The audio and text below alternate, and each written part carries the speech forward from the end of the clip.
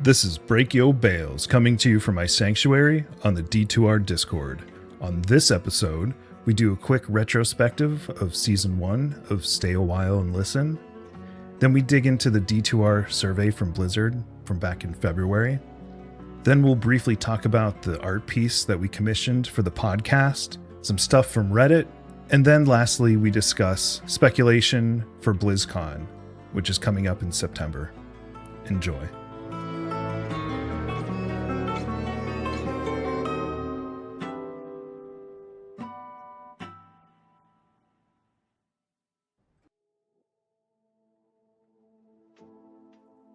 So guys, here we are.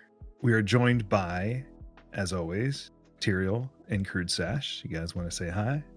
Hello. Welcome to my shop. No? Okay. You want to try that one again?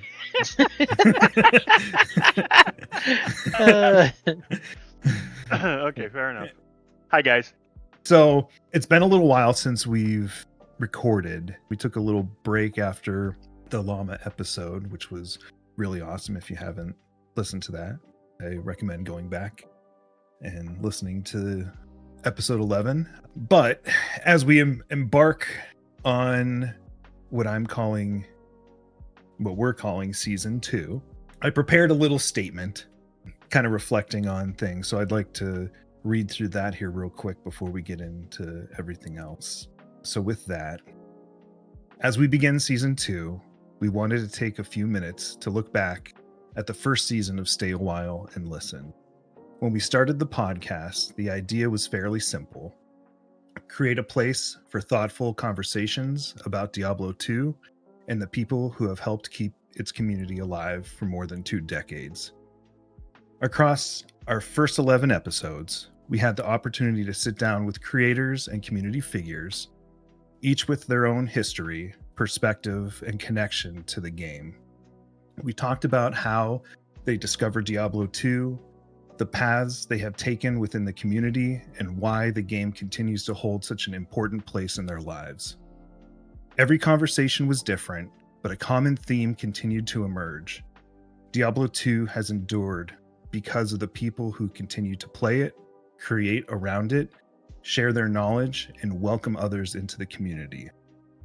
Season 1 also helped us better understand what we want the podcast to become. The conversations and personal stories will always remain at the heart of the show, but the Diablo II community extends far beyond the personalities most players recognize. It includes artists, developers, modders, event organizers, tool builders, and many others whose work continues to shape how the game is played, experienced, and remembered. That broader vision begins with Season 2.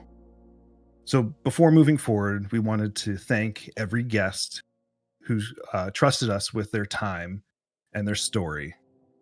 We also want to thank everyone who watched, listened, subscribed, shared an episode, left a comment, or helped introduce the podcast to someone new.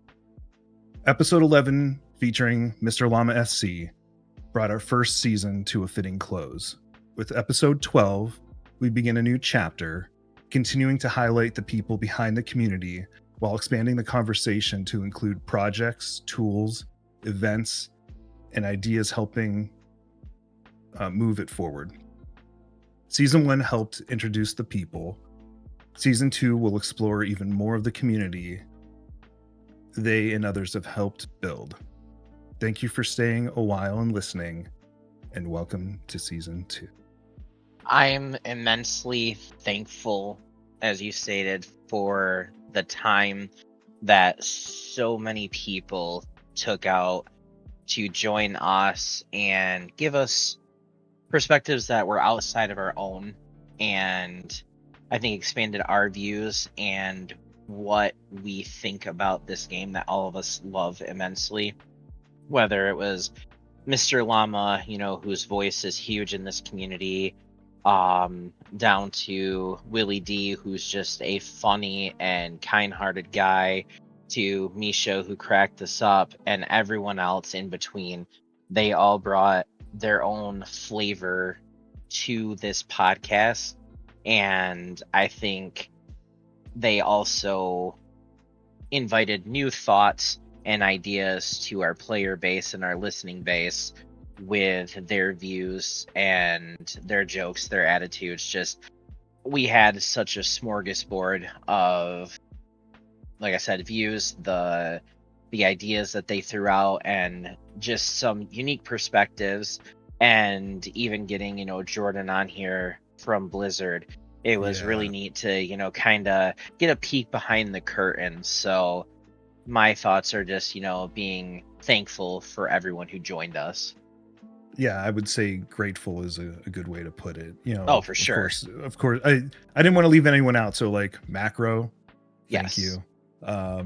Smolps, thank you.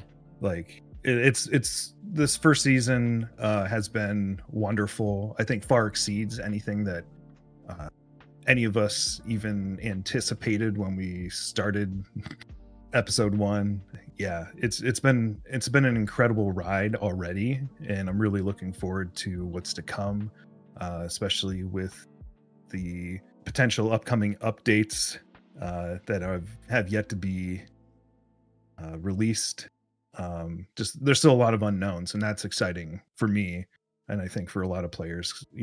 For the first time, kind of since things went quiet a while ago, and we covered ad nauseum leading up to it, and I think what they've done so far is pretty awesome. There's still some tweaks that I think need to happen, that I hope happen maybe with the next updates that we get. But overall, I think fantastic job, and it's been really fun talking to so many folks in the community. And of course, we've only scratched the surface.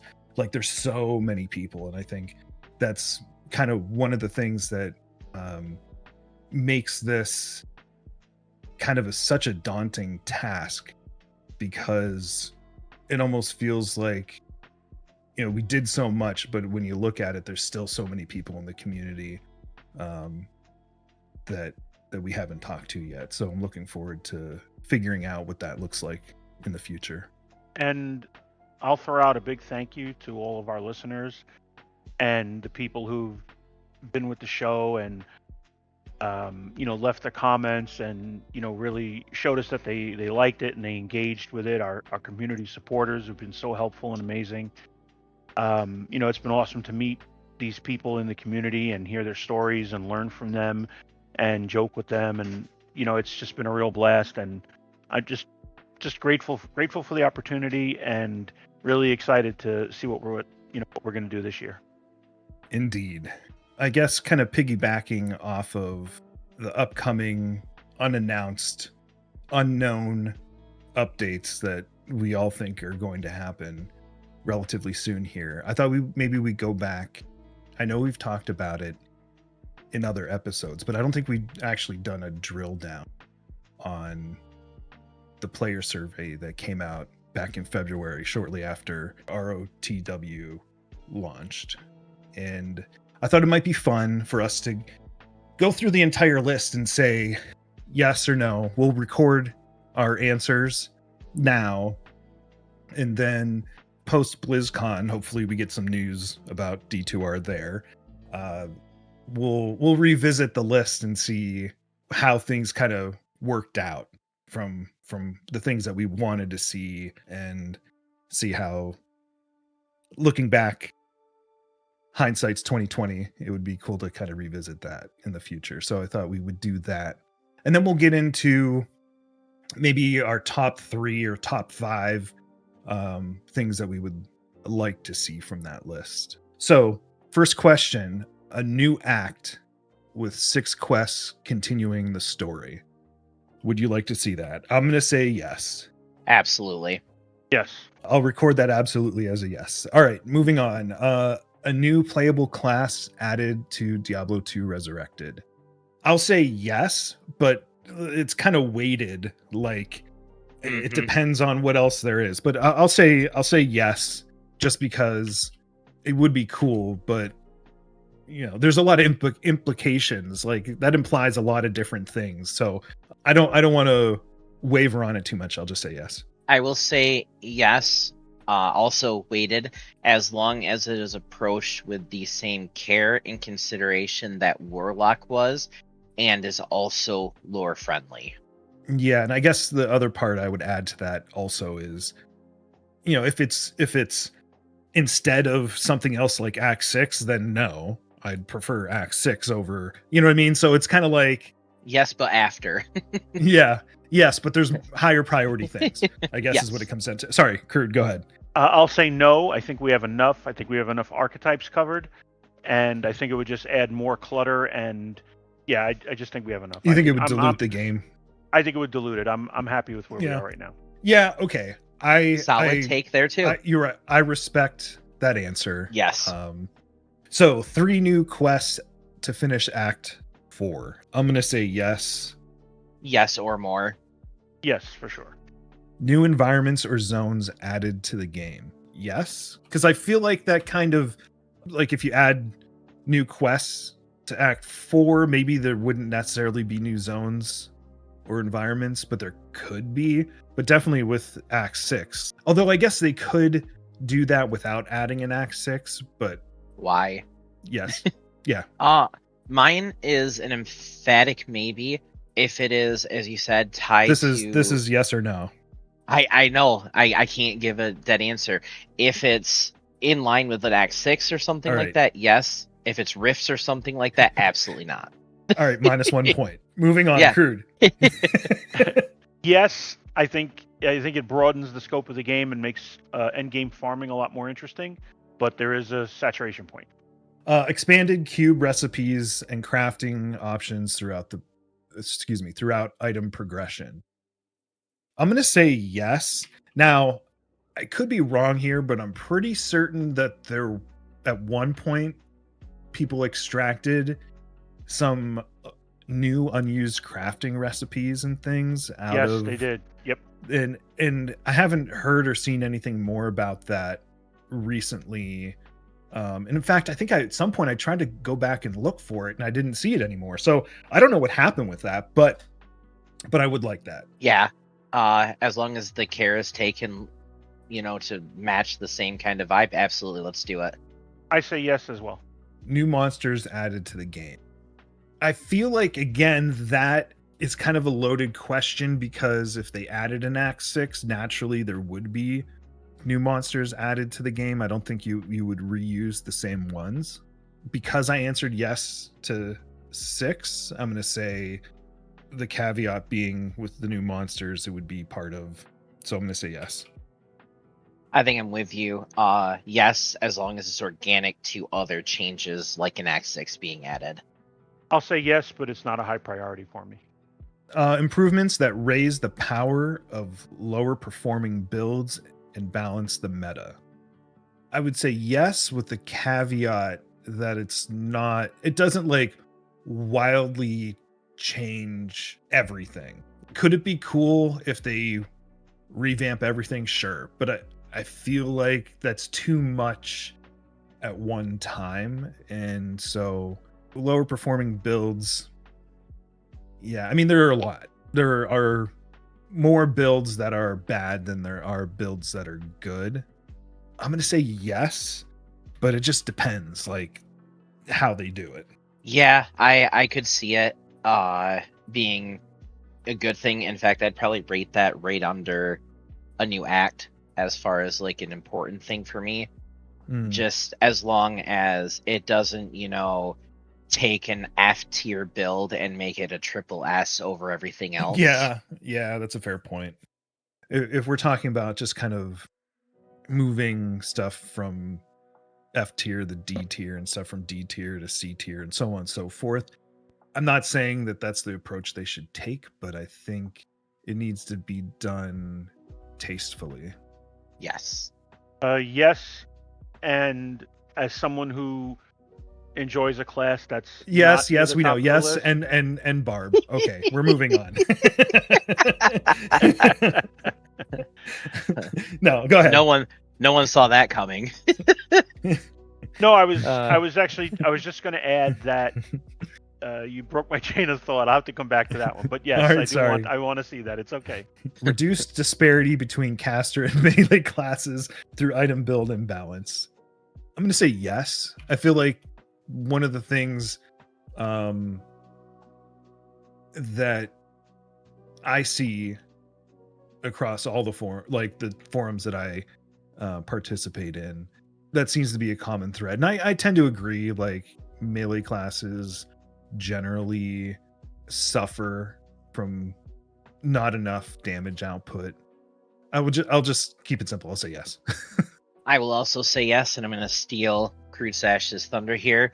And I think the easiest way they could do that would be adding AoE to melee characters.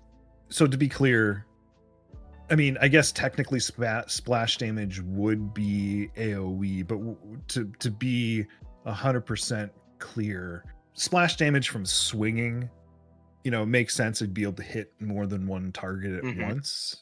But I don't necessarily think it should be like magical splash damage where you're casting Ring of Fire type AoE, right? Just to be clear, it's AoE based on the idea that you're swinging and you have an area of effect in front of you, right?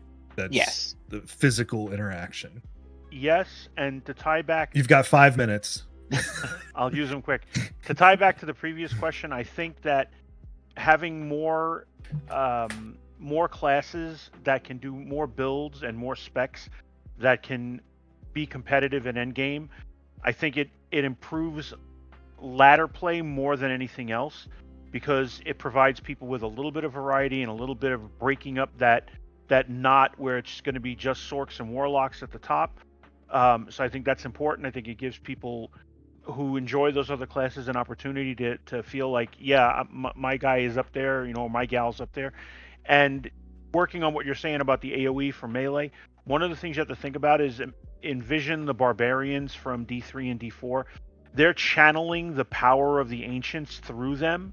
So yes, it's technically magic, but it's coming in a way that it's not breaking the concept of what the barbarian is. The barbarian, he's building and he's working from that point of the ancients are with me, and I'm using that ability to kill these demons and kill these undead.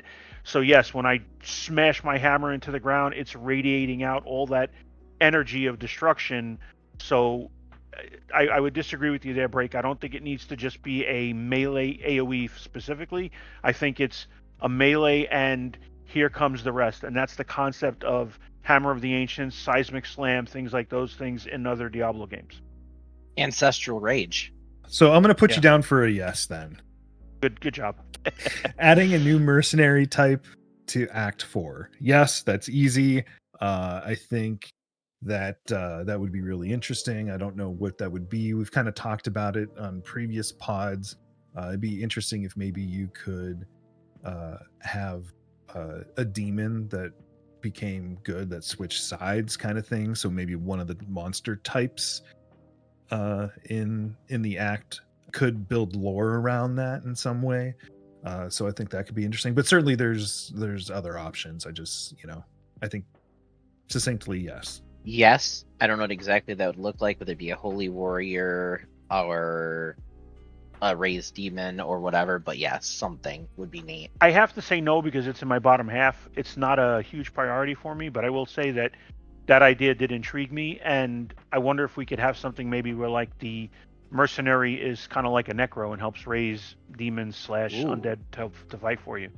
Yeah, I mean, I guess to me it kind of ties in with finishing Act 4. Like if they finish Act 4, then I think it naturally makes sense for there to be a mercenary as well. That's fair. But I think it would be, I would want it to be, not that mercenaries necessarily have lore associated with them, but I think it would be cool if it was somewhat constrained to the story in some way. New skills added to every class to expand build options. This might be unpopular, but I'm gonna say no, but only like, I guess for now. There's too much going on with all the stuff that's being added. I feel like let's not tip over the apple cart and go in that direction first. Let's add some additional stuff to, like, content to tackle, and buffing stuff is fine, but I guess I'm not in favor of adding new skills to every class. I am also going to go no. I would not be opposed to revamping underutilized skills, but as far as just adding new ones to add new ones, absolutely not.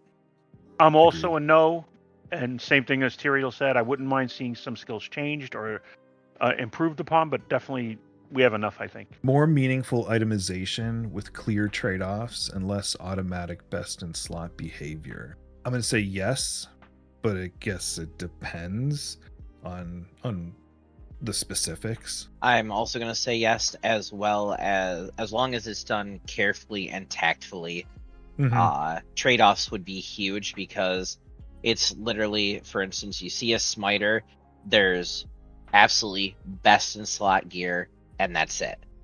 Like, yeah, it can run with other stuff, but if you want to be top, there's top. So if we could see some more. Yeah, okay, so I just want to I want to interject. You can smite without having best in slots. Like, there are smiters that can take on, like, Uber Diablo and have subpar gear. So yeah, but I will say, as a smiter, it sucks at multi-target, right? Oh, absolutely. so that's the trade-off. Like, you're incredibly powerful single target, but you're still slow compared to, like, Javazon or Novasorg or Hammerdin, whatever. Pick your build there. I'll say yes. I think it adds to possible improvements in endgame itemization. Skill tree expansion that allows dynamic changes to existing skills. I'm going to say no. That's 2 D3 D4. I am also going to say no to that, and actually going up to the 2 questions about new skills. This is Diablo 2, not Path of Exile. Oh shit, shots fired. Oh, absolutely. Also no, same reasons. New NPCs in town. It's a weird one, because again, if you're completing Act 4 or adding Act 6, naturally there would be new NPCs. I think it would be tough to do that without adding additional NPCs. So, well, I mean, I guess they could get away with it in Act 4. You just reuse the ones that are there. But naturally, if you add in Act 6, there's going to be new NPCs. So it's kind of a weird question. I'm going to say standalone without adding new areas. I'll say no. So this is assuming that they either build out Act 4 or add Act 6. If they do, then I guess the answer is yes. But if not, no. I'm going to stick with no. I think I'm going to have to go with no too. Because it's, like you said, it's kind of open-ended. Are we talking, if it's standalone? Like, just, like, no. Well, if we're talking, like, let's just, call it minutia, just, like, other NPCs wandering, I don't see any value added in that. And even vendors, like new vendors, I don't think so. Yeah, if it's standalone, I think no. Nah. Also no, it just doesn't seem like a valuable addition to me. New town, new characters, each with their own stories and services. Again, to me, this feels like it would go with Act 6. But if it's standalone, no. With the caveat in the exception being, if there's Act 6, then yes.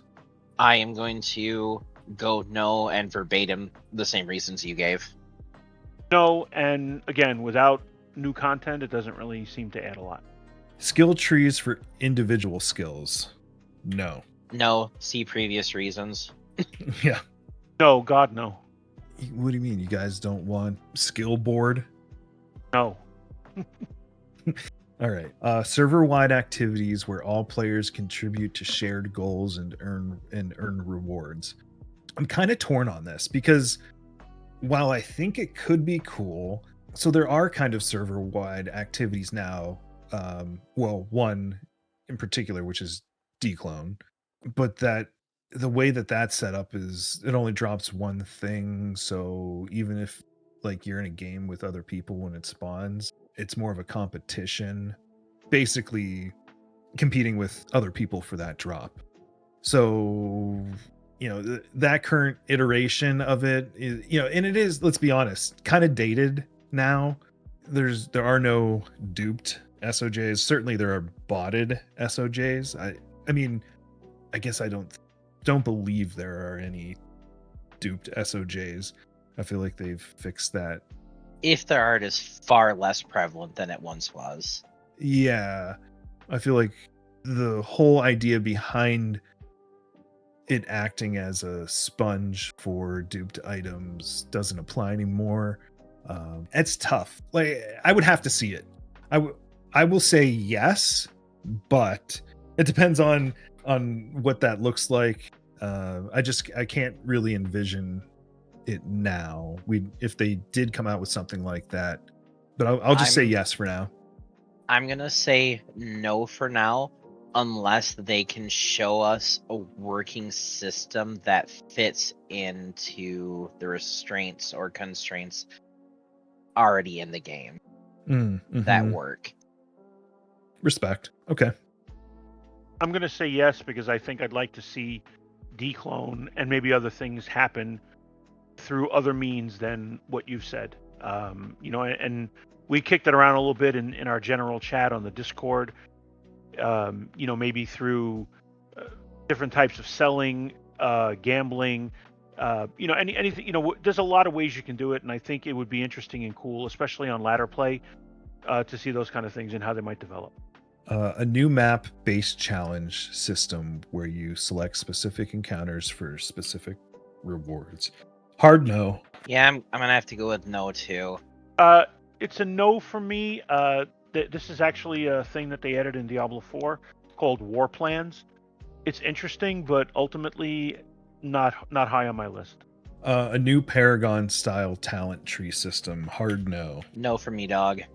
It is almost the very bottom of my list. Absolutely no. It might be under the bottom of the list for me. Meta progression where achievements or progress on one character benefits another. I'm going to say no with one caveat, and that is in a previous episode, I don't remember which one, I had floated the idea of maybe providing an armor set that you can get at the high end. Maybe that only drops in like high level terror zones, that has like base stats on it or something that has no level requirement, so that you could take that and put that on a new character. Not that it would be like crazy overpowered or anything, but it would be like your starter set that maybe scales up to, through normal, or maybe partially through nightmare. Like, just kind of, I know people might scream power creep, but like tastefully done in a way that gives you a benefit of playing through to the end of the game, getting to like, in the 90s when that could drop. Maybe make it a TC87, I don't know, but then make it so that it's not really effective for high level play, but you could take it back. So that would be the only meta progression that I would be interested in. It would be item based, and that could potentially benefit your future characters. So I'll say yes, but only for that particular instant. So I'm thinking like a Super Siggins is kind of what I'm feeling with the way you described it, and I do kind of, but it also like it scales with your character. It's not just like set. Okay, I believe, by the way, that was the D2RC episode, because I think they gave away something like that, but it wasn't something you unlocked, and that was your argument. Yeah, that it should be bought it. Yeah, yes. Yeah. So it came with the different packages. It came with like a version of this, a different version of the Saigon set, something like Emperor King's Raiment or something like that. Yeah. So for me, I'm gonna go with a no, with the asterisk that if it was something like you suggested, but overall it's a no for me. It falls really in the middle of my choices. The only good thing I could see out of it is if they did something where every ladder they picked a different class that would get a set. Excuse me, that would get a set that would help that class as a starter, and you could work towards that. So you could maybe again. I love the concept of They did that in D3. I remember that. introduce For the seasons. So you kind of introduce to people who maybe haven't played a druid or a barb or a sork. I mean, how many of that? But whatever. I think it would just promote playing more classes. So Is that a yes or no? I'm gonna lean yes, but it's right in the middle. So Okay. I'll just say yes though. Okay. Group focused features where players work together towards shared goals. Kind of feel like it's a rewording of a previous question. Yeah, it is like number kind 33 of, there. Right. On line 33. Similar. So that one's server wide. This one's group. So it would be like in the same game. Yeah. I don't want to say no because it could be interesting and it could be cool. I'll say yes, but like I don't know how, and I would be upset if they, again, same thing with the server wide activities. I would be upset if they introduced like D3, D4 feeling type stuff. It would have to be done in a way that I think fits the feel of D2. I would be okay with it. So I'm going to say yes, but I would be very skeptical of how it's done. So upon further reflection, I'm not only going to give this one a yes, but I'm also going to change my server-wide one to yes. Under the thinking that it could be something like kill so many of this creature and that's server wide, and once that's done, maybe the following weekend's like a 1.5 XP type weekend or something. That I would be okay with because it's not going to be something that breaks the game necessarily. Yeah, I guess the only thing I'm worried about is it getting too cutesy. I think it could be done in ways that I haven't thought of, or like I haven't sat tastefully down to think through and lore anything. friendly. Yeah. So again, it's kind of it depends.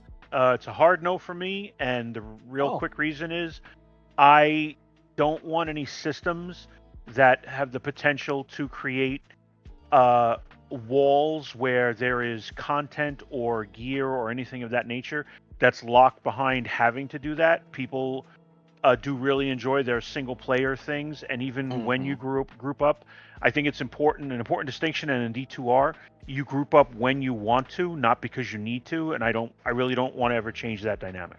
Okay, that's fair. The only thing I would say is if it's not linked to, it says shared goals, so it doesn't necessarily say that it's linked to gear. It could be linked to, for example, with the Grail, right? There are specific rewards, different rewards for the different pieces of the completing different pieces of the Grail. So there could be a reward that is cosmetic, and I don't think that that's problematic. Again, depending on how it's implemented, I guess. Like what the actual group focused feature would be. Yeah, if it's cosmetic, it doesn't bother me as much. For server wide activities, for group activities, I would be more willing to say yes. Again, depending. I know I'm being kind of wishy-washy here, but I think it really depends on a lot of stuff. But ultimately, I think those types of things shouldn't result in gear. It shouldn't improve your power, your player power, your whatever. That's the hill I will die on there. The ability to build or create structures in game, such as statues or town elements. Holy shit, no. This is not the game for that. Go play Minecraft. I am going to go with no as well. As a huge Fallout fan, they tried that in Fallout 4, and it is one of the most hated aspects of the game. No, it's absolutely at the bottom of my list. No reason for it. Just does not belong in this game. Crafting changes where item level is no longer included in recipes. I'm gonna say no. I think that's a really interesting dynamic. Stripping that out, I think it makes it feel like it's less meaningful. I'm gonna go also with no. I could see maybe revamping it so it's an ever so slightly lower, but even that I'm kind of iffy on. Kind of a mild yes. It's not hyper important to me. I don't know. I mean, I could take it or leave it, but I'll say yes. Support for cross-platform play. I'm a resounding yes. I won't touch on it now, but I'll just say yes for now, and then we'll talk about that piece later. Yes, because this is a game about community. 100% yes. Skill effect combinations where one skill can trigger or enhance another. Hell no. Would it be neat to see visually? Yes, but I think it'd really take away from the game, so no. Mine's a no, but if they added it, I could wrap my head around it. But I'm not an advocate. Fair. I have nightmares of. I only played the beta for D4, but I remember there was stuff where like if this happens and this happens, then this happens, and I'm just like, why are you designing stuff like this? I think it just changes the core. It changes the gameplay structure too much. That's the biggest concern, is that D2 has never been that game, so that's such a radical departure. I think you'd have to revamp the entire combat system to make it work. Yeah, it's so unnecessarily complicated just for the sake of being complicated. All right. Yeah, I'm imagining from like a Dungeons and Dragons perspective, using like something like Magic Missile and freaking Fireball procs every time one hits. Like, no, I'm good. Cursed items and affixes that unlock after completing special objectives. See, I'm in the same headspace you are, because like my first like knee-jerk reaction is to say no, but take the cursed out of it, and what is an Annihilus small charm? It's something that only unlocks after completing a very special objective. Okay, so you know how in D2 doesn't really have special objectives current. Like when you think about in D3 how like stuff would pop up on the right hand side and it would have like different objectives based on the zone that you're in. And it would like check stuff off as you completed it, and it would like disappear off the screen. I don't want that. I don't think that really fits D2. If it's that, then no. If it's something like different things similar to like D-Clone or Ubers, then yes. Yeah, I guess maybe I don't fully understand the question, but also it kind of feels it makes me feel a little bit too much D3 D4. I'm gonna say no. Yeah, until we get some clarification, I'm gonna go with no too. I don't need clarification. Absolutely not. I hate the concept. I don't like it at all. I hate items that have any kind of negative connotation or negative effect on your character. So no. What about malice? Again, that's a no. rude word. Although it's existing. It is. I will say one thing though. Sacrifice, but see, it's interesting because even malice and sacrifice, when you use them, there is a punishment to them, but they're not game breaking. But again, I never make the malice rune word. I wouldn't use it unless I had no other choice. And the only reason why I even use sacrifice at all is because you have to use something until you get to zeal, and and you don't do enough damage early on that it's really affecting you. But once you get to zeal, you stop using sacrifice anyway. Fair. So yeah, I think just hard nose across the board. Augmenting gear by adding a specific affix directly onto an item. So this is kind of a D4 mechanic. I think it's also D3 also. You can do it in D3. Yeah, you can re-roll specific things. Well, I don't think this is re-rolling. This is literally like you're adding a new affix that didn't exist on an item before. I mean, I know that other versions, heavily modded versions of D2 have a similar mechanic, The only like it could be cool. My only thing is really just feels like power creep for the sake of power creep, and unless they're gonna add harder areas or up the max level of monsters or do something to scale the difficulty with the ability to do some of those things, um then I don't like it. And even if they do that, it just feels like like you are adding potential for infinite scaling. Where does it stop? You're just basically making all the players more powerful, so are you going to continuously make the monsters more difficult? Like where does it stop? I hate to use a slippery slope kind of argument, but it kind of feels that way to me. If it's something small, like, oh, okay, well, you're adding 10 dex or 10 strength or something like that, but if it's really creeping power, so I'm going to say no. I know I really spent a lot of time thinking through that. I guess I'm kind of torn on it. It depends on how it's done, but for now, I'm going to say no. I think I'm gonna hardline no as well, just because I think that would further limit, like going back to the whole itemization thing of before, where we could open up builds. I think that would just further push best in slot meta.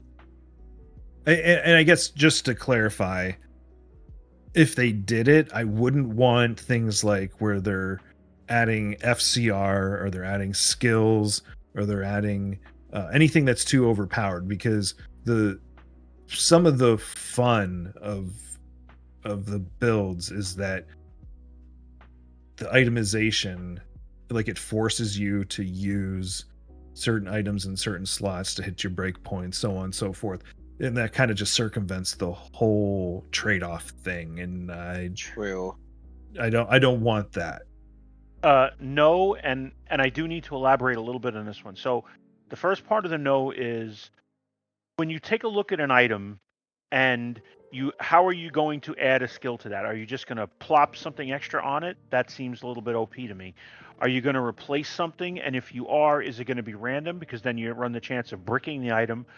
Mhm. Or do you get a removal of a specific one, in which case you're always going to remove the worst one, the most useless one. So those items that have, plus the stamina or mana return, damage goes to mana, you're going to take those away and get your primo one.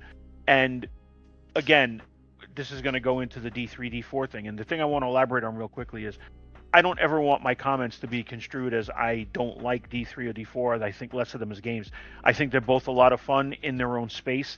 I'm looking at it in the context of how they compare to D2. So in D2, I don't like that concept. I think it changes the game again too much. So this one is a pretty solid no for me. I think I want to iterate on that. I'm with you there. I like my Diablo 2. I played Diablo 3 for years. I played Diablo for a while, and they are good in their own rights. But I want to play Diablo 2 as Diablo 2. I don't want to play Diablo 2, 3, 4. Mm-hmm. Load-in improvements that prevent loading into death. I'm gonna say yes. I know I don't play hardcore, but I know that I've seen a lot of complaints about stuff surrounding that, or even like logging out when they thought they were safe and then they log in and their character's dead the next time they're in. Like, you never know what's really happening when people post about that kind of stuff on forums. Like, maybe it was user error and they weren't safe when they thought they were. But I think it happens it's so prevalent that I have to believe that there's some kind of weird latency stuff going on that's penalizing them more than what's necessary. So I'm going to say yes. So I'm also going to say yes there, and I don't play the hardcore either. But if hackers can use the size of your internet browser in order to like locate you or whatever. I don't see that there's not a reason they couldn't have something in the program that can detect that you are actually visibly seeing something on the screen, so that you're not getting killed in a black screen or something. Yes, because I think it's an improvement to the game overall.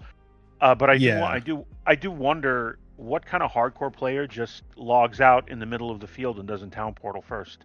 And if they're not town portaling first, they're trying to save and exit, which in the hardcore community is the coward's way out. So yeah, that's true. That's a good point. I will say that I have seen posts where people said that they actually they logged out in town and still died. So that's a good point. I don't know. I'm kind of right. That's what I'm saying. That's what I'm saying. You don't know what to believe. But you can't even die from poison in town. It just brings you down to 1. Yeah, I understand. I'm simply saying what I've seen, and if they're putting it in here, then they must know that there is something to it, or at least that's fair, or the perception of it. But yeah, you have a point. Yeah, you're right. And again, there's really no logical argument against it. So do I have you as a yes or no? Oh yes, 100%. Yeah. Okay. I want to add on to that, Crude. I know it's not this game, but I worked at an amusement park and lived in their employee housing, and my latency was so bad when I was trying to play Halo Reach back in the day. And I have clips of it. I was dying with nobody on my screen. So it was showing me in places where I wasn't, or it was not showing people in the places they actually were. So I'm wondering if it's something where like there's a disconnect between where you look like you are and where you aren't, and therefore the poison not being able to kill you in town would kill you in town, because as far as the game side server is concerned, you're still out of town. That's a very fair point. Yeah. Yep. Yeah. That I did not think of. Yeah. That could be what's going on. Or that could be a good example of how things could do that. Now, how do you fix that? That's for somebody far beyond my pay grade. So yeah, there may be some kind of caching or something. I'm not sure. Yeah. But more customization for loot filter and better highlighting for rare drops. That's kind of a weird phrasing for rare drops. I doubt they mean actual like yellow rare items. I'm assuming they mean something like Tyraels or high runes. Yeah, I think probably what they're talking about is adding additional options to loot filter so that it would like put it on the mini map or not mini map, but put it on the map, or like in, I assume it D3. does the same thing, and like it makes that really loud like metal falling clanking noise, or even does the little light beam thing, right? Yeah.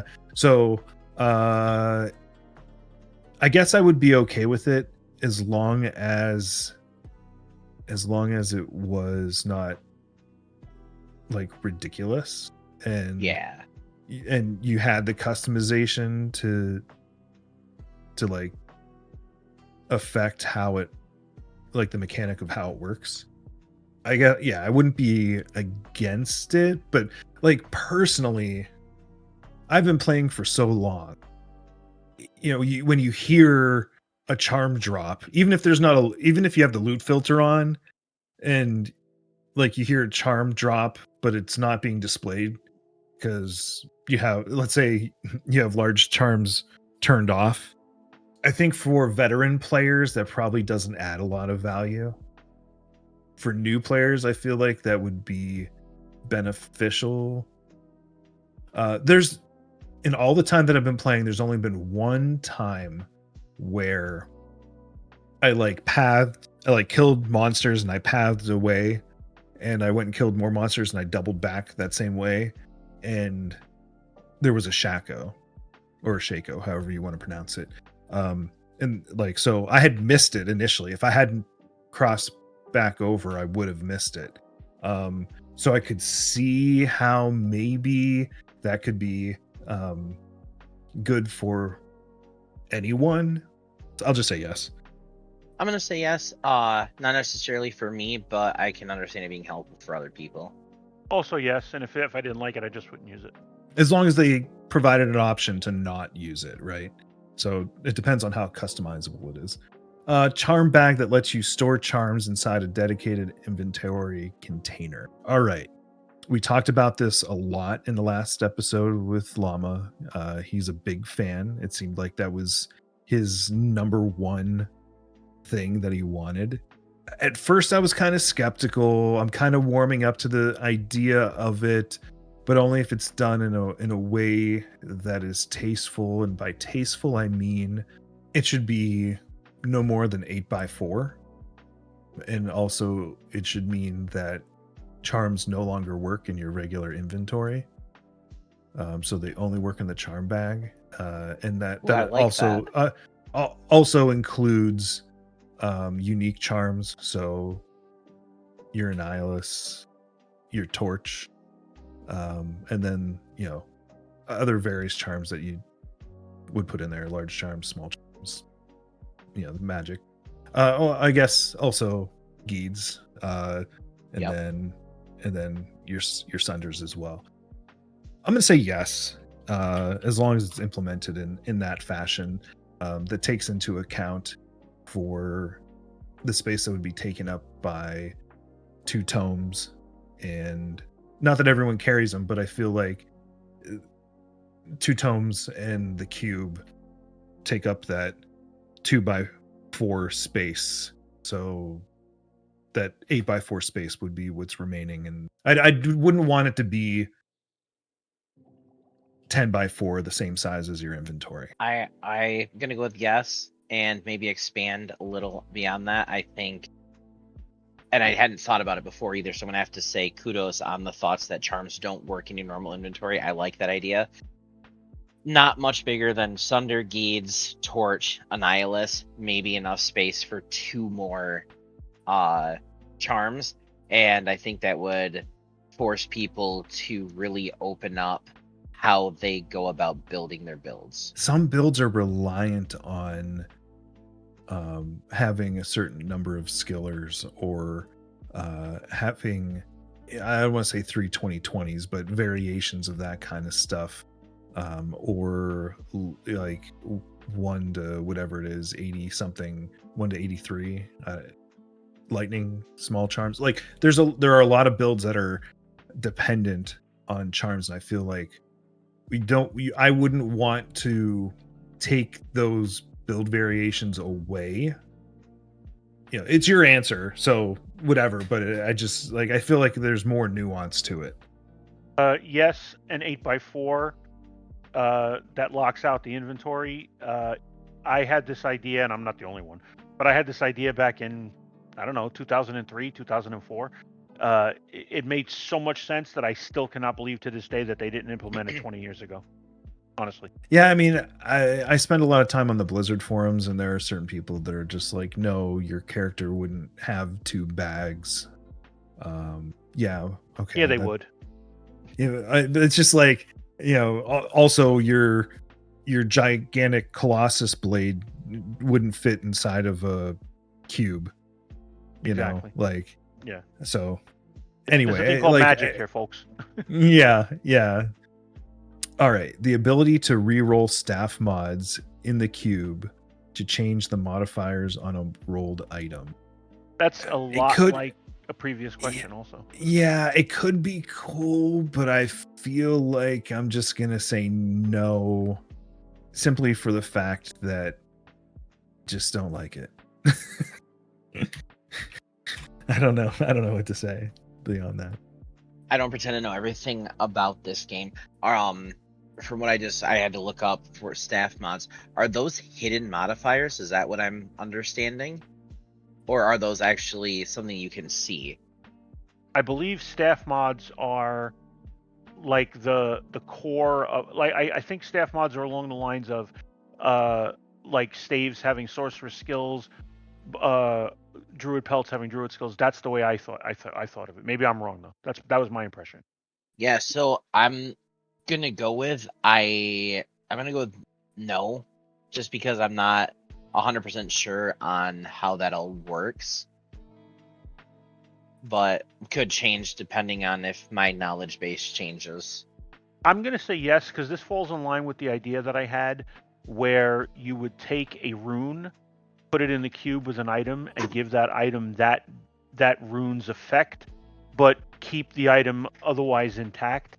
The thought process was, imagine an ethereal, item that you put in the cube with a Zod. Now it's indestructible, but guess what? It's still ethereal, and you can make your rune word in it as you did before. I think it opens up a lot of possibilities, and I think it gives certain runes a lot more value than they have right now.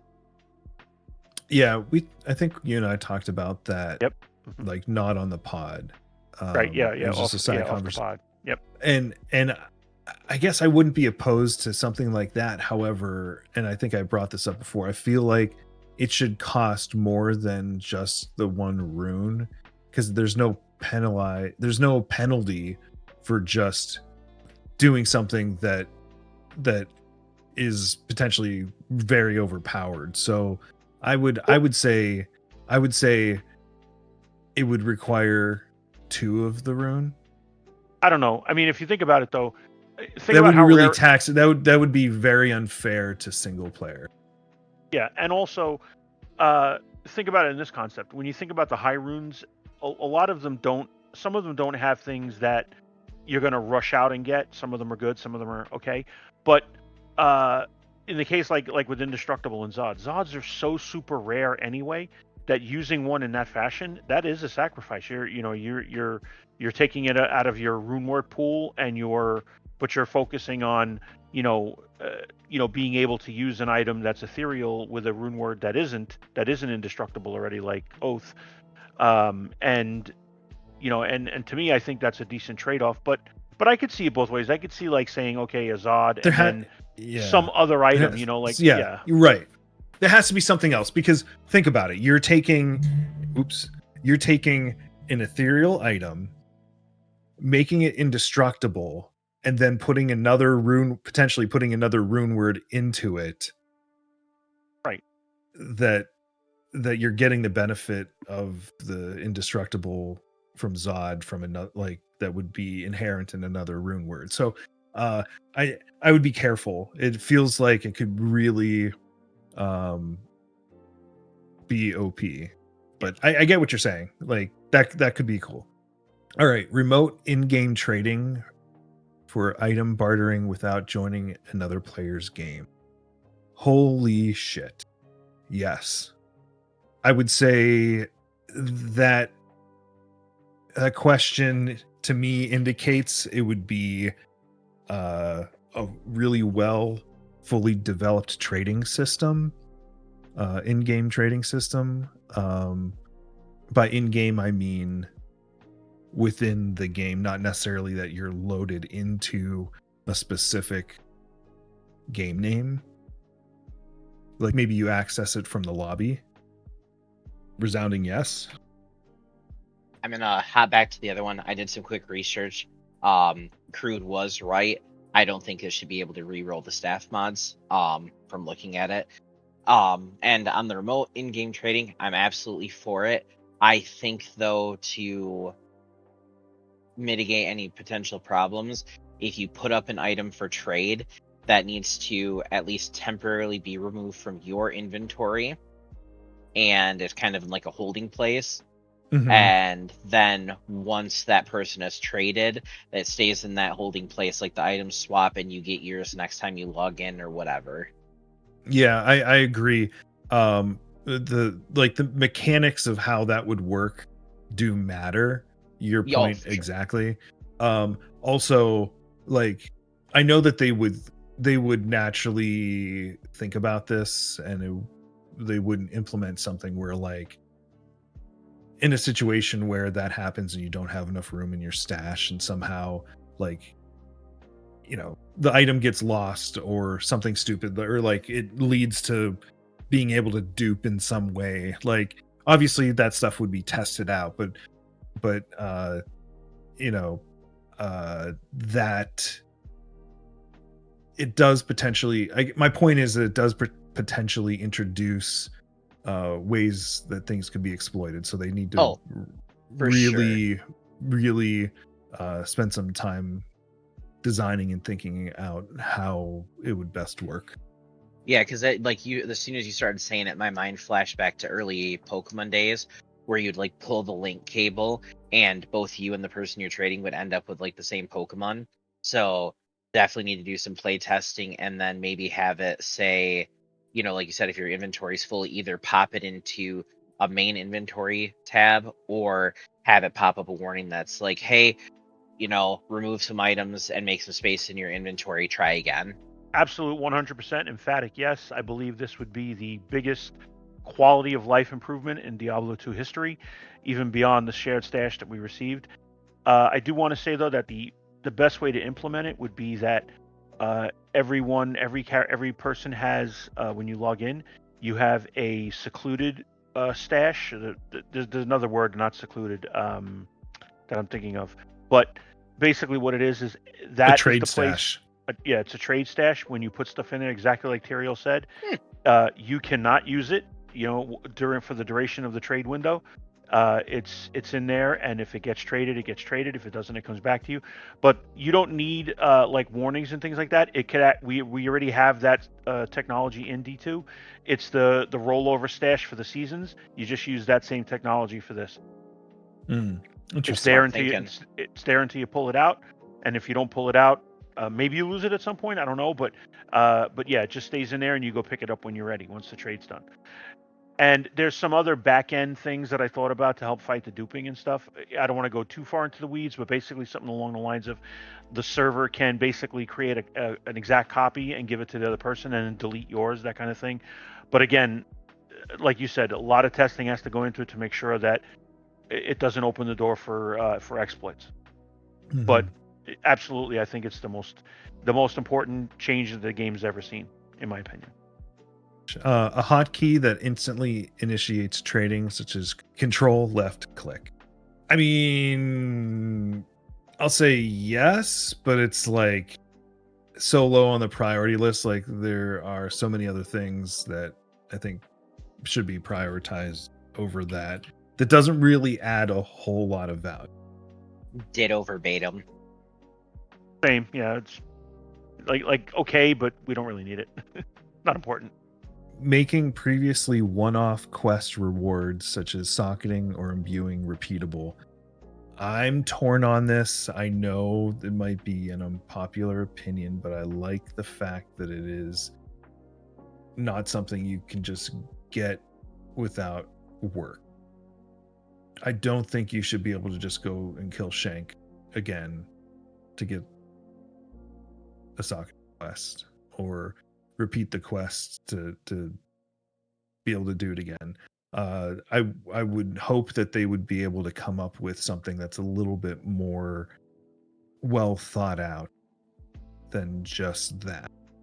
What that is, I don't know. I'm not saying that I have the answer. I'm just saying it needs to be a little bit more complicated. And again, not for the sake of complication. Just it feels like the fact that it is something that you earn as you like progress through the game, the ability to just like once you're in hell, you're doing TZs, like everything's relatively easy, to be able to easily go back and do it infinitely just doesn't feel right to me. So I wouldn't be against it, but it depends on how it's implemented. I'll say yes. I will say yes, and I think the word I'm looking for is on a hyperbolic curve, where the first time is base level, the next time you do it, it's 1.5 times stronger, then 1.5 times stronger, 1.5 times stronger, so that there is an upper limit and it's harder to kill each time, and maybe it's 2.5 times, whatever it is. It needs to have an increasing difficulty scale for each attempt. I'm gonna say no, but I need to tell you guys that I conflated this option with a thing that I've desired for a long time, is to improve the dead quests in different difficulties, like Anya and Blood Raven, those kind of things. So I really messed up. I conflated that. I had it very high on my list because that's what I was thinking of, and I didn't read it correctly. But this I would say no to. Just Hold on, just to clarify. So were you saying there should be better quest rewards from those other quests that basically don't do anything? yes, and that's not one of the options.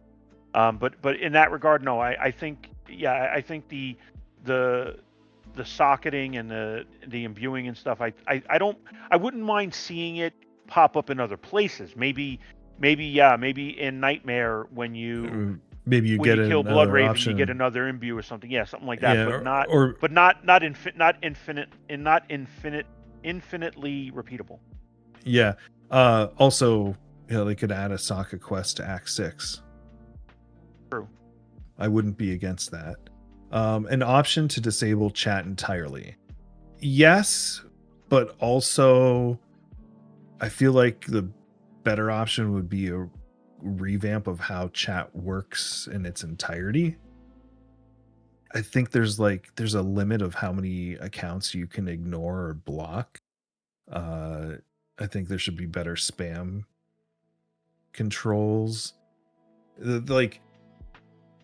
There were several times where chat was completely broken. I haven't had that happen to me in a while, like in-game chat being broken where you're talking but people can't see what you're saying or vice versa. There's certainly, I think, room for improvement with chat. Even in original D2, you could have your own private channels and things like that. It's just there needs to be more around that, and especially for console players. I know that I have it on Switch. I don't really play it on there, but I know it's tough to implement chat on console. I don't know how that would even work. Right now they can only say certain pre-programmed thing.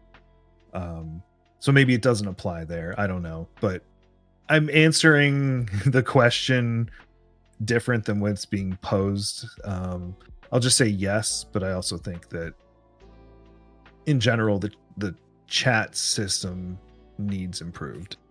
I'm going to go no, but it does need a rework. I'm going to say no, but I kind of get the idea for people who don't like interaction with other people. Mm-hmm. But overall, I don't think it's a big. The chat thing is so who cares about it in some ways that unless they did implement it, and then if they implemented big changes, then yes, I would like to say yes. So it depends. Mm-hmm. Yeah, that's the point. I guess I'm saying is, it should be part of a bigger revamp as an option to the chat system. Yeah, if there were no changes, then why? Who cares? Yeah, that's how I look at it. This one's kind of a hot take. Well, I wouldn't say it's a hot take, but people are definitely talking about it. Solo self-found mode with no trading or outside help. I mean, here's the thing. I wouldn't be against, I'm not against it because some people prefer to play that way. And I think it does add a level of difficulty. If it's a ladder where it's actually tracked, so you can only progress by yourself without help from other people, and it's actually a standalone ladder. I think that could be cool for other people. It's not for me. I don't think I would do it, but I could see why. Some people want to be able to show that they're able to play the game better than other people. And while that's not really my thing, I could understand why there might be interest in it. So I'll say yes. Yeah, give people hermit mode. Yes, and as a longtime single player offline, it kind of fits. I generally like leveling solo, but I've grown to like group play more, and and especially Unique and I play so much together that Unique being my son, that I think I'd kind of be torn a little bit, but I do like the concept of that challenge of living off the land, finding stuff. So yeah, yes for me. Yeah, but like to be fair, I think this would imply that you wouldn't be playing with other people. This is strictly Right. Yeah. by Yeah. yourself. Yeah. Yeah. Okay. It's always going to be only you. And although I'll tell you something, if they do a solo self-found, do you let those people have the players option? Yeah, that's one thing I was gonna touch on. I think That the would be answer is interesting. I think the answer is yes, but that would be the only exception for online. So it would be You know, solo, self-found, online, ladder. I think if you gave them the players option, I think too many people would jump at it. I think it would. I think it would. I think that would be the same thing as giving as just adding players function online. So I would say don't add that. Because I'm against that. If I you're would playing say solo, be solo. You know, yeah, but do it at players offline. one. But if you're but if you're playing offline, you already have that option. Right, but when you're online, you're gonna at some point that Okay, so if it's always isolated 100%, even like through to non-ladder, then yeah, let them mhm, go players 8. But if at any that's what I'm point, saying. It yeah, would be only you can only play by yourself. No one can join the game, and the only benefit would be that people can see your progression, so you can show everyone that you're a better player than everybody else. Like that's the I'll whole idea. That's the okay, idea. I'll add this caveat to my answer then. Caveat. So yes, only for ladder play, and at the end of the ladder, that character goes into your overall non-ladder pool. And Oof. there's no SSF on non-ladder, only for ladder play. That's how I would do it. Yeah, it would be very segmented. And the only reason why is just because, so say for example, you're on your solo self-found and you're doing all this and you find, I don't know, let's say Wind Force, just for argument's sake, and you're playing a sorceress. What are you going to do with it? Right. If it's always you just that's worthless then. So, but I think at least if you know in the back of your head, hey, I can move when I move this to non-ladder, I can trade it or I can give it to one of my other characters.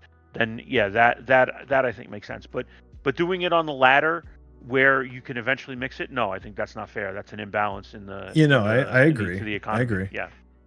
I agree. It should remain separate. The whole idea again being that you're competing against yourself only.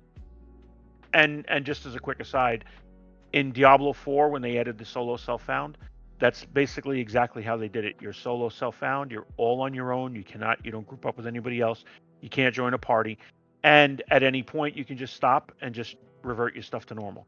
But Mm-hmm. because that game doesn't have the economic impact the way D2 does, that's why I would say it's only for ladder, and you're locked on ladder until the season's over, and then it just goes into your general. Sorry. Okay. New appearance options for town portal visuals. I'm gonna say yes. I think it would be cool for there to be rewards for like completing certain things. Like they already did that with the Grail. I think that as long as it's done kind of sparingly, in a way that still makes it rare and unique, but also feels rewarding. I would say yes. It has to be measured. Like it can't just be willy nilly. Like everyone gets a different town portal color or whatever. I'm also gonna go with yes. It's not necessarily high on my list. Yeah. Like there's more important things, but it'd be neat. Kind of indifferent. I kind of want to say no because I don't want to take away from anything special. But if it's something that is rare enough that it makes this reaction happen more often, then I'll say yes. I was in a bail run the other day, and somebody who had completed their rune words popped a portal, and immediately 2 people went, "Wow, what's that?"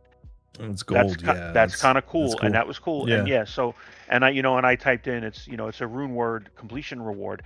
So keeping it like that where it's something rare and unique that will visually pop in multiplayer games, or just for your own sake of doing, hey, this is cool.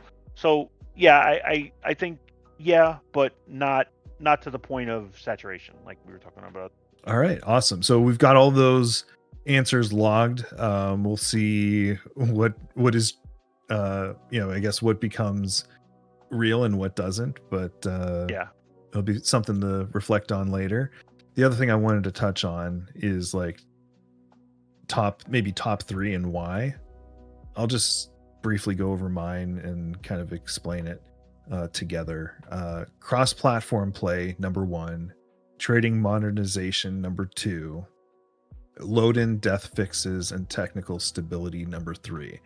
The reason why I'm choosing those as opposed to an Act 6, a charm bag item is like I actually have a list of other ones, but my top 3 are focused on infrastructure and unlocking the ability for people to play together more.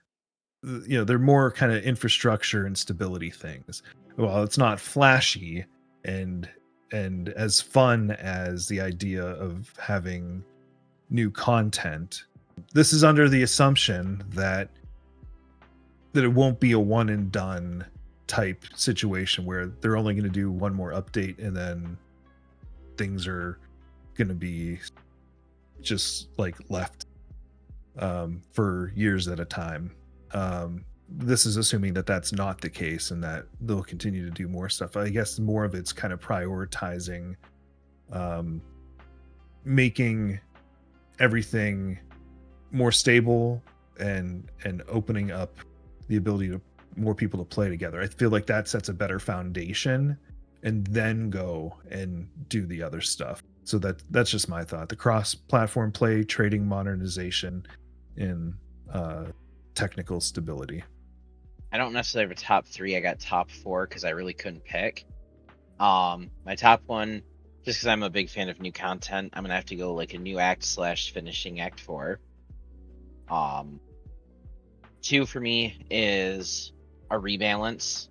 I would love to see some of those underutilized builds start getting used again.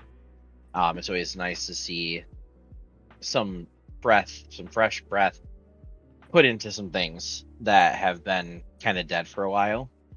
Fresh breath. Chew some gum. Yeah. Yes. Orbit. Not a sponsor. So my third one would have to be crossplay. That has been my biggest hiccup. Like I have friends that play on Xbox, which I do have one, but I play Diablo II primarily on computer. I have another buddy who plays PlayStation 5 who would probably get into it if he could play with me. So being able to get all of us into that same ecosystem would be amazing. And then my fourth one is the in-game trading. I think that would be a massive boon to the game. And it should have been probably done years ago. All right, Crude. My number 1 is in-game trading. If I didn't say it before, I'm emphatically championing that. Whatever, I want it. That's I'm losing my words here, but yeah, I really think it'll be such a big quality of life change. I just look forward to it so much that I gotta say, I rarely get disappointed when things don't happen, because when you've played Blizzard games for a long time, you get used to the fact that a lot of the things you want just won't happen for whatever reason. But that's one that I really, really want to happen. I think it'll be such a huge thing. Number 2, the charm bags. I think it's a huge quality of life change, especially for people who like to pick up and look at stuff in endgame. As you're leveling, it's not as big a deal because you don't carry that many. But boy, when you get into you're like level 75, level 80, and now you really need those charms to, finish out your resistances or beef up your life. It just would, be such a quality of life change to have those things there and still be able to pick up and look at, this item, that item, so on and so forth. And it doesn't add anything to player power to do it. So I'm all for it. And my third one is the improvements that raise the power of lower performing builds and balance the meta. I really think that's a huge, upgrade in getting the end game to be more diverse among classes, to promote different specs and get people interested in different. I think there's so many things that branch off there that it would be just such a really big thing to make a really nice big long pass and take some of those builds that nobody plays and beef them up a little bit. So we're going to take a quick break. And when we come back, we're going to talk about some special stuff that's upcoming that we're really excited about. So stick around and we'll be right back. This episode is brought to you by our D2R Discord and subreddit. Come join our community of over 100,000 combined members. Ask questions, interact with other players, get real-time updates on Diablo Clone and Terror Zones, join voice channels and kill hordes together, enter our giveaways, or just hang out and chat. If you love D2R as much as we do, be sure to check it out. Links in the description.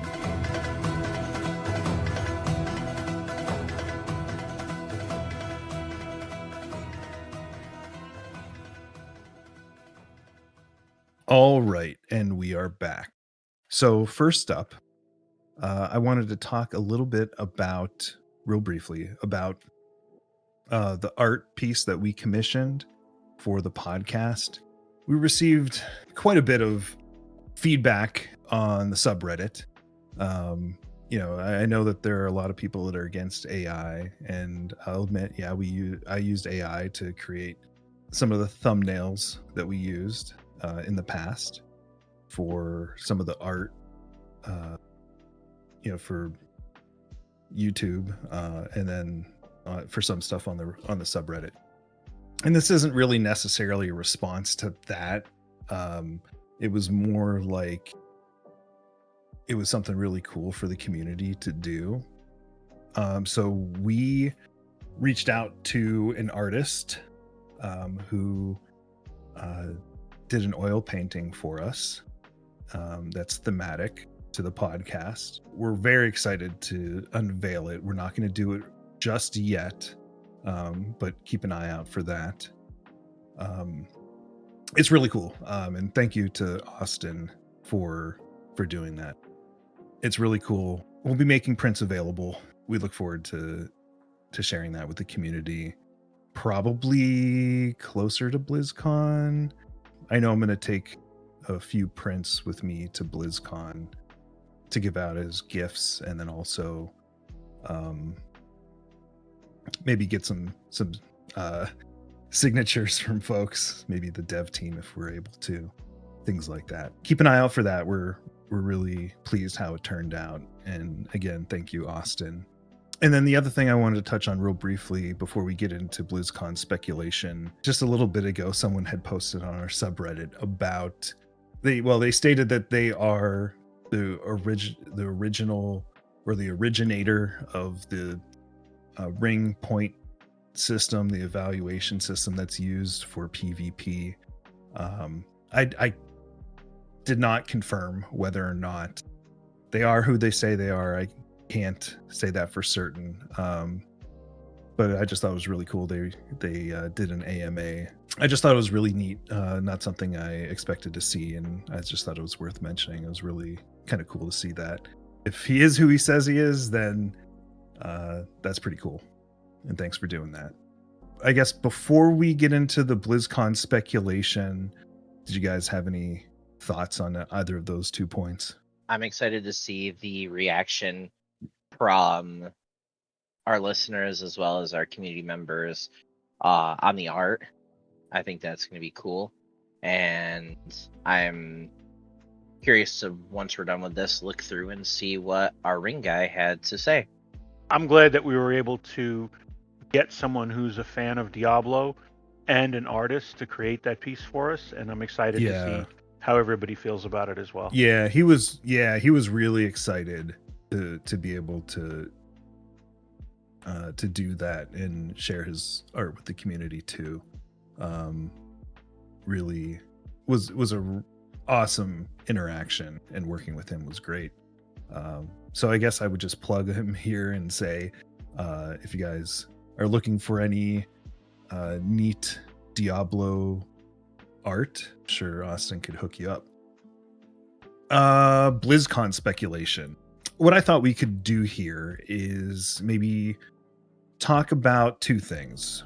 What would you like to happen, like best case scenario? And then also, what do you think will actually happen?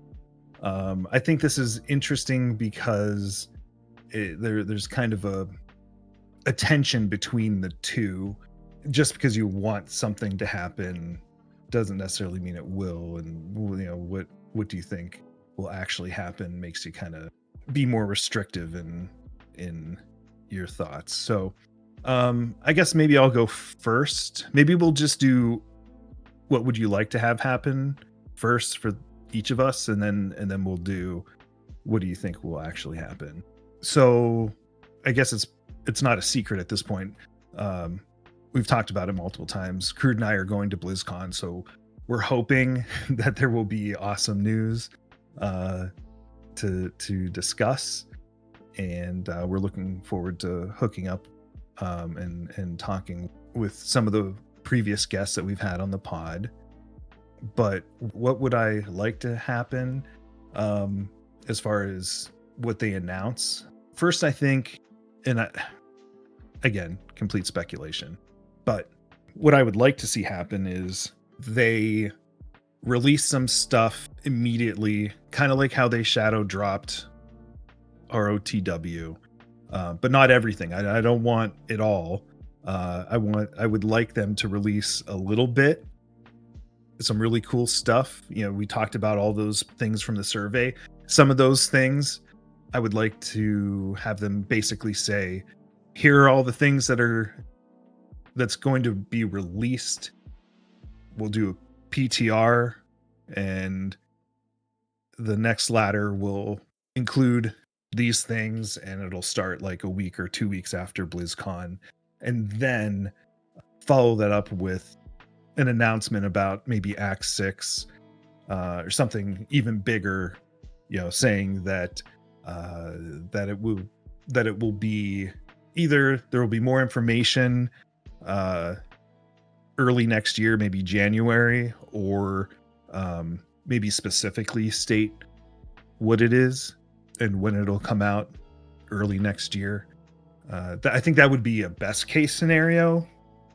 As far as what specifically is released in those two time frames, we already talked about stuff from the survey. But again, I guess I'll just say my top three were cross-platform play, trading modernization, and technical stability fixes.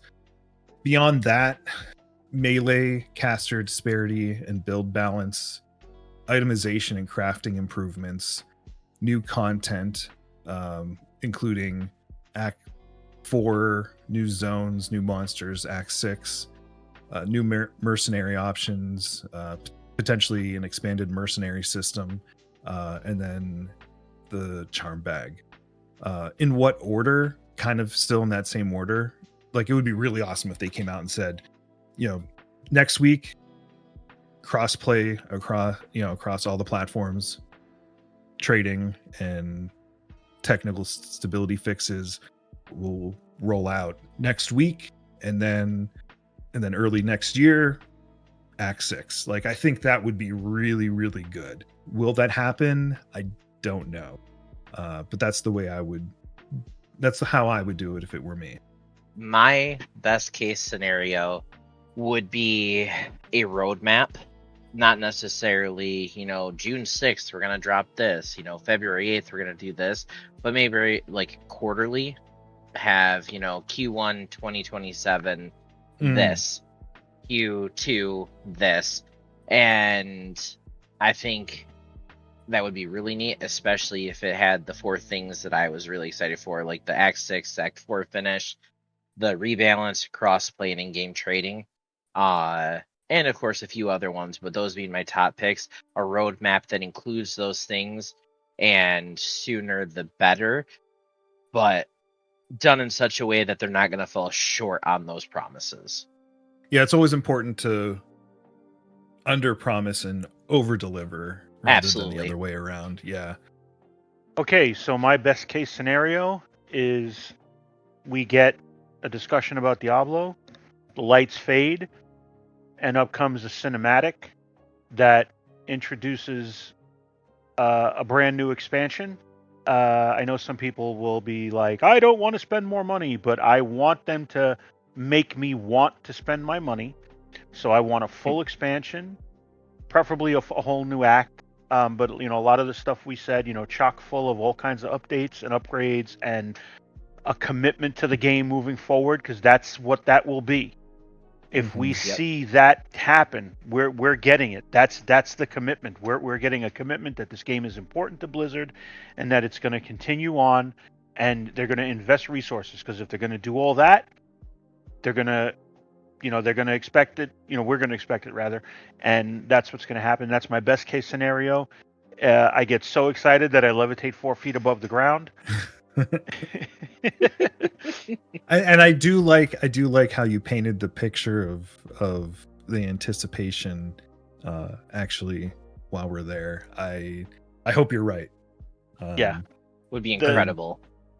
At BlizzCon 2019, which was a year following the "Do You Have Phones" debacle, I didn't know.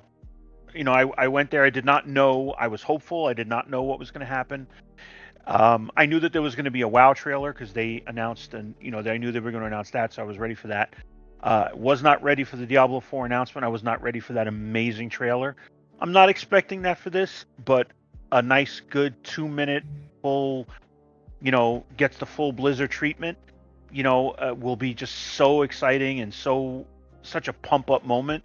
And then tell us, hey, guess what? You can play these new features on the demo floor. And be like, yes. So that'll be really exciting. I'm I don't want to say cautiously optimistic. I'll just say I'm optimistic, but I'm prepared to be disappointed. I don't know, but I hope, joking aside, I hope that this being my first BlizzCon, that it's kind of, I wouldn't be disappointed if it's like the pinnacle of all the BlizzCons that I could go to, and all the other ones are going to be sad and disappointing. I'd be okay with that if they actually deliver on, like, just blow it out of the water on the D2 stuff. Also, on the cost thing, I want to say that I think that whatever the next part is, whatever they announce, I would like it to be included for that $20, or whatever it was, the $40 for the expansion. I guess if you didn't have the game, then it was $40, but just the expansion was 20, right? 25, I think. 25, I think. Yeah, okay. Thank you. I would expect maybe not Act 6 as part of that initial $25, but I feel like just getting a character, I think that the next thing that's released should still fall within that initial cost. But then if they do go ahead and announce Act 6 in the near future, I wouldn't be opposed to paying a little bit more money for that, but not like a full game cost. And also, it would feel bad. I would understand why they would. After all, it is a business. They're there to make money. But I feel like in service to the fans, they could probably give us a little bit more before they ask us to, fork more over. But since it's not a subscription-based game, I think if we get a new act, maybe a new class, which, a boatload of good features that we've been looking for, quality of life, balance, all those things, to me, it's worth it for a full price game. I think, especially if it's a good act. I mean, like that gives you some meat to work with. I feel like it would be worth it. But it depends on how they roll it out. Yeah, it does. Yeah, it does. So what do you think will actually happen? Break, let's turn it over now to you. And what do you think will actually happen? I'm going to have to put my money where my mouth is on this. I think we will get an upgraded chat system and a trade system implemented. I would say that would happen first, and then later on Act 6, and then character balancing and like item balancing.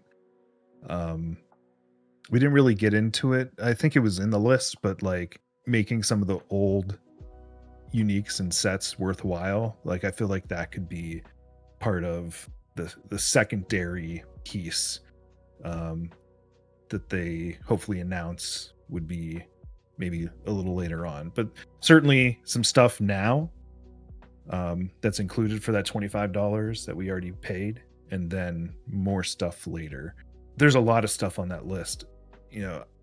I wouldn't be surprised if some of the stuff that they asked about on the survey wasn't already stuff either completed, like it was just done and sitting on a shelf and didn't get pushed out with the updates that we got, or if it wasn't stuff wasn't already in development and they were just looking for confirmation. I don't know that for certain, but it feels like something that would be a smart way to do it. That feels like a good way to move everything forward. I don't know. Again, speculation. That's my thought on it.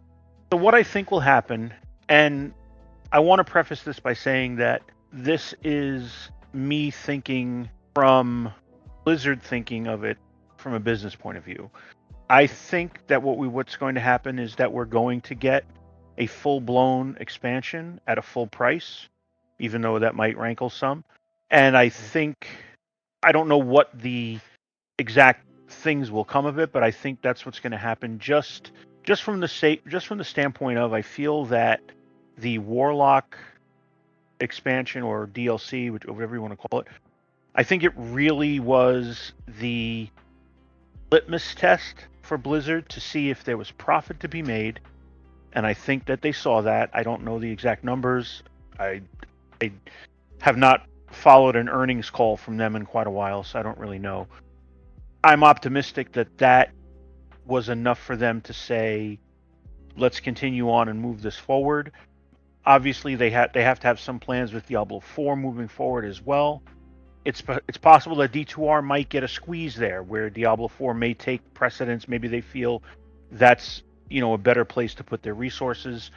That being the case, then we might see something more like a second DLC where it's smaller, where we don't see maybe a full new act. Maybe we just see a couple of new quests, and maybe some of the quality of life features that we talked about. But I feel like if we're shooting, if in our first pass we went, this is what we want and everything else, I think thinking what will happen, just thinking of it from like, instead of looking at it from the business point of view, more like a worst case scenario, if you will, as opposed to a best case, I think is that we just get some feature upgrades that are basically baked into the price we already have, and they're not super exciting, but they're also still positive upgrades for what we're doing. I don't think that's going to be that bad. I have a feeling we're going to get a little more, flash and bang from it. But I think that's a reasonable floor. Yeah, I mean, yeah. I think that's a reasonable floor, is that we're like, hey, the Warlock thing was a big hit, and D2R players, we didn't forget about you, so we're going to be doing these few things here or there, and that's what we have coming. But I really feel, I don't know why, I just have this feeling that we're going to be seeing something really, really, really cool happen, and I'm excited to see it. It's hard for me to temper my expectations. So what you think will happen is they'll blow our socks off? Yes, I am expecting to be blown away. But I think it could be both things. Like, we could get, like I had said, we could get some stuff that falls into, hey, here's some additional stuff that falls under the DLC, for the $25 we already spent, and then here's Act 6 and a whole additional expansion, maybe another character, rebalancing, all kinds of stuff. Like that, to me, that would be, maybe that's a best case scenario, but I still think that it falls within what might actually happen. Yeah, it's hard for me to think down. I'm just so optimistic and hopeful, and I don't mind. Like, if it doesn't work out, I don't get devastated. It's like, okay, it wasn't really what I wanted, but I'm, look, at the end of the day, if they did absolutely nothing, I can still, when I get home, I can still go online. My son and I can still go, do magic finding runs or XP runs or whatever. We're still going to have our podcast. We're going to have our stuff. So it's still going to thrive. It's still going to grow. But I just feel like I think they've realized that there is a big community out there that's ready for more, and I think we're going to be happy. So I'm gonna go a little more conservative with what I think is gonna happen. I think, like I said, my best case would be the roadmap, but I think that it's more likely that we're going to get a conservative. There is more coming, and it will be stuff that everyone is happy about, but I'm not expecting it to go much beyond that. I'm hoping that I am. So you think that they're just going to tease that there will be more, but they won't actually share anything? Correct. Oof. I hope that's not true. But I hope I'm wrong. I Yeah. sincerely hope that I am wrong, but maybe I'm a little jaded from, past circumstances. Fair. You got to be like a goldfish, Tier. You ever watch Ted Lasso? Be a goldfish. Being sold at fairs and usually put in way too small of containers. No, I meant being swallowed by drunken frat boys. Yeah, Oh, boy. I don't know that I want to touch that.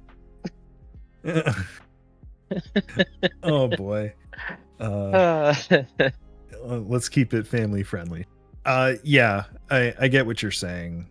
I guess we'll find out here soon. So Let me be clear. This is the one time that I am willing to take an absolute L on my prediction. Like, I would love that. I would love to be that. wrong. Yeah. All right. Yes. Fair. And Fair. to put another cloud on there, or to put a little check mark next to what Tier says, I'm usually wrong. Almost everything that I predict is. I could tell you all the times, like when I'm speculating about what's going to happen on the next WoW expansion and everything, I'd be like, "Oh yeah, we're going to get this. We're going to get this." No, we didn't get any of those things. So yeah, but like I said, I can't help it. It's just my nature to hope and be optimistic and see what happens. All right, guys. I think that does it for this episode. Mm-hmm. You guys have anything else to add before we call it a day? Just want to say I'm looking forward to BlizzCon, and I hope it's a great thing for everybody, whether they are attending or not. I hope it brings happiness to everybody. One last thing real quick. Our next episode, we're going to try to squeeze one in between now and BlizzCon. I don't know if it's going to happen, but we're working on an episode where we bring in tool builders from the community, people that have created different services and tools from our Discord and Reddit community.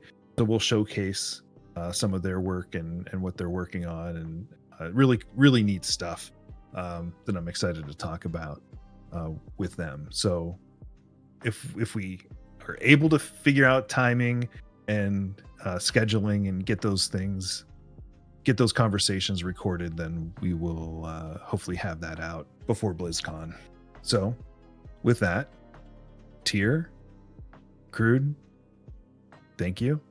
And thank you everybody for listening. We'll see you next time. Before we close this one out, I would like to give a shout out to our community supporters.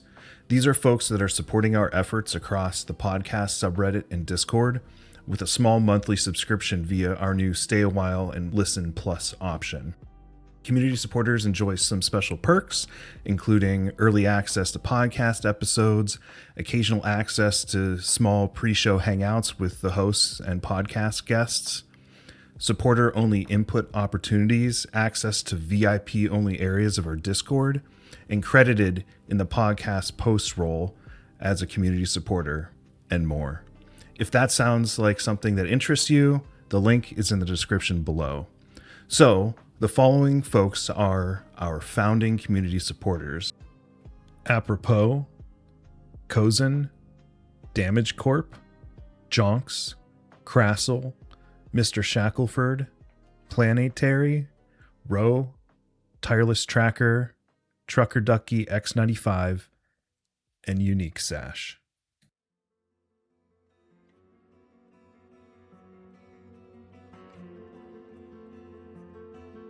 Your presence honors us, and if you enjoy our content, please consider joining our community on Reddit and Discord. And as always, farewell until next time.